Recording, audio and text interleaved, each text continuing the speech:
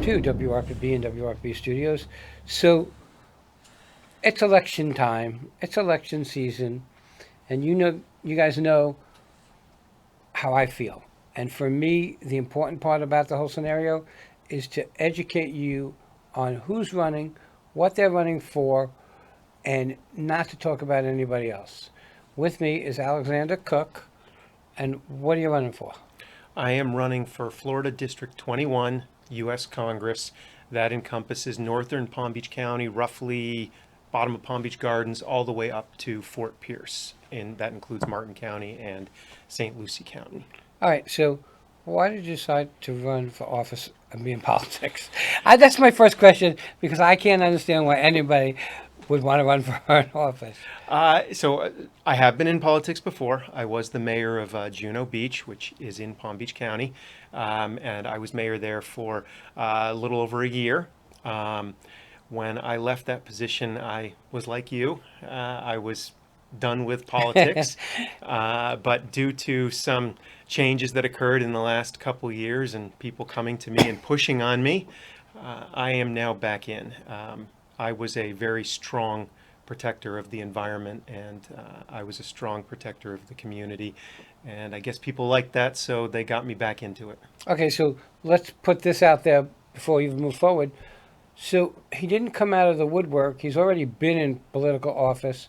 And if any of you know about Juno Beach, it's probably one of the best run areas in our counties, especially in Palm Beach County, in my opinion. So you get out of politics, they drag you back in. What do you want to change? So I have seen a lot of things change in our local area over the last 2 years and longer.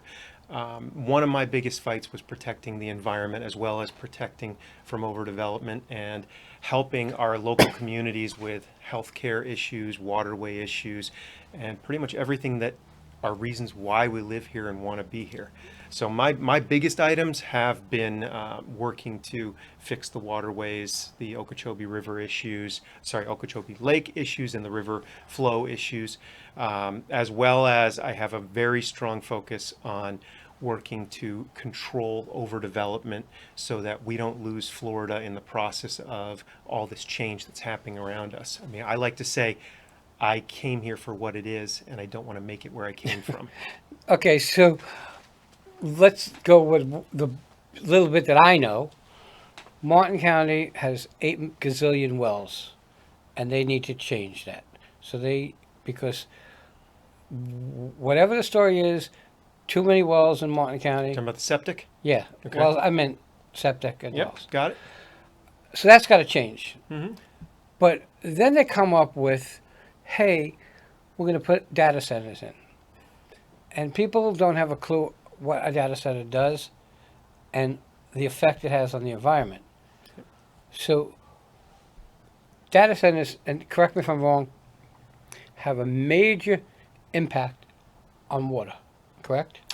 They do. They have a much more impact than that. I know quite a bit about this stuff. Okay. So I'll let you just start with the first thing. One of the most amusing things with the data centers is most of them are the basis of the new modern AI systems. Well, if you ask the AI, should we have data centers in Florida, it will tell you probably not because our environment is too sensitive.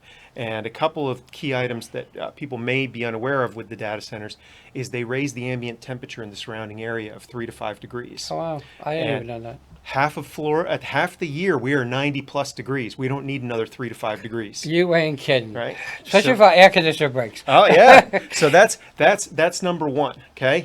And then number two, they use a lot of water. That's right. The water is used for cooling systems. And as we know, Florida is functionally floating on slate, and we have our aquifers above and we have salt water below. You suck too much of that water out, the land sinks, and we mix the water with the salt water. We got to clean that out to get fresh water again. So we're functionally wasting healthy fresh water that we need to survive for storage systems. Do you think that, one of the things that we talk about in this area on the Treasure Coast is the algae bloom? Mm-hmm. Do you think that a data center affects algae bloom? So that's going to be less likely unless it's drawing water out that is needed to clean flows. The algae blooms are more aligned with, we were talking about the septic systems and you were talking Right. about the wells. So the water flowing from the north, typically from the Orlando area, it hits farms, it hits septic systems, and it flows into Lake Okeechobee. And along the way, it picks up all the phosphorus that was used to grow things and to keep things clean. The septic systems mix in there and it powers up the phosphorus. It gets into Lake Okeechobee, it powers up the algae, and if the water gets too high, they got to open those locks and the water flows out those rivers, and we get all the contaminated water around us and all those massive algae blooms. And the little added bit we get is if it gets out to sea, it hits the sargassum seaweed, and the phosphorus super blooms the sargassum seaweed, and then we have red tides. And that's where that all comes from. Now, the data centers, they could exacerbate the problem, but they are not. In that scenario, they're a little different. I learn something new every day. So Okay. for me, it's important. So I And don't get me wrong, the data centers are a problem, and we should 100% not be allowing them to build them in our areas because our lands are too sensitive down here. and I'm totally against data centers, and I'm in the tech space. Right? Yeah. But here in the studio, we don't use any AI. Zero. Okay? I believe that we live in a world of authenticity, Mm-hmm. and AI to me is just a nightmare. And again, the internet's a blessing and a curse. So now you're going to add something else to it, it becomes a nightmare. Getting back to wells and septic. So Martin County has a lot of wells. Do you think, how important is it to get rid of those septic and go to, So I know where you're going with this. It's the cost of converting the septic out. It's very expensive, Right. and they're trying to put it on the homeowner. So the first thing I can say is I dealt with something similar when I was mayor of Juno Beach. We had a community on the south end that needed a new sewer line. And the previous councils, town managers, et cetera, in the past were looking to just bill that part of the community an amount to cover the cost of this. And the cost of this was not small. This was multi-million-dollar project. Right. And it was a lot for these people because some of them are in small condos and things like that. I took a different perspective on this. And my perspective was, you know, one side of the community needed something else done. This group needed something else done. I can't ask this group to support this group if we're not all supporting them. right? So my perspective on this is, yes, we probably do need to deal with the septic systems, but we shouldn't be just nailing the homeowner. We probably should realize that this is a benefit to us all to clean up these waterways because we get better water, we get better fish, we get a lot of better things. So it should probably be borne by the tax base as a whole because at that point it becomes a very minimal effect on everyone as opposed to a large effect on a few people. And the beauty of this is it becomes negligible when it hits the tax base because it's spreading it out. Right. But the missed point here is this benefits everyone when we fix this waterway. So, of course, putting you on the spot, did you get it fixed? Oh yeah, we did, Okay. and we did get the town, the residents over there were thrilled. They were very happy, Right, I and understand that. the community as a whole didn't see there was no real hit to them from a tax basis. It was minimal, a couple bucks, Right. and it was a one-off thing anyway. So it was a great thing. It was a win-win because it needed to be done. It made a group feel more part of the community, and it changed the dynamic. I mean, it's good. You know, Juno Beach is a beach town. Correct. Okay. Port St. Lucie is not a beach town. I don't think people understand that we can't get to the beach from Port St. Lucie. We have to either go into Jensen and around Yep. or Fort Pierce and around. Okay. So it's very difficult to say, yeah, I'm going to move to Port St. Lucie because I want to be near the water. Now, we have tons of water here. I can't complain about that. And I remember when they did Crosstown, and they did Crosstown. We had two ways to go east and west. Now they built Crosstown thinking it would be easier. And it was for about 3 weeks. And then it became, I guess, a race course. And I believe that the police chief in Port St. Lucie is doing a great job, in my opinion, of trying to correct that problem. Traffic is an issue all over. Is there a possibility of a way to fix that? Because I know in Port St. Lucie, we spoke about it off there, they're giving out building permits without thinking. Yep. Okay, and I've been in commercial real estate for years, 47 years, and I understand growth is important, but it's got to be educated growth. And Martin County, in my opinion, the little bit I know, has it pretty much together. Um, St. Lucie County is building home on top of home on top of. Can we fix that problem? Of course, of course. I mean, even at the federal level, we can look at this from a different perspective. We can say, look, you know what? Because they take grants oftentimes to build the infrastructure for these things. Right. We can look at the federal level and say, you know what? We're not going to give them these grants unless they do proper feasibility studies of the environment and surrounding area and what the effects are, which could slow down the growth and hamper the developers from building all those things. This is a feasible thing from the upper level that can be done. You know, because people say, well, let's make the roads bigger, but it's not that easy because now you're taking away where Someone's land. Yep. the rain can dissipate into the ground, and now you're going to get flooding and stuff. That becomes, and as I talk to you, I'm telling you things that go through my mind as as somebody who lives in St. Lucie County, but a lot of my business comes out of Martin County, and I know tons of people in Martin County, and I'm like, how do you fix these problems up in this area when they're fixed in Martin County? Not everything's fixed, but a lot of the infrastructure issues in Martin County are a lot better than here, in my opinion. I think they are in the position of slow growth, but growth.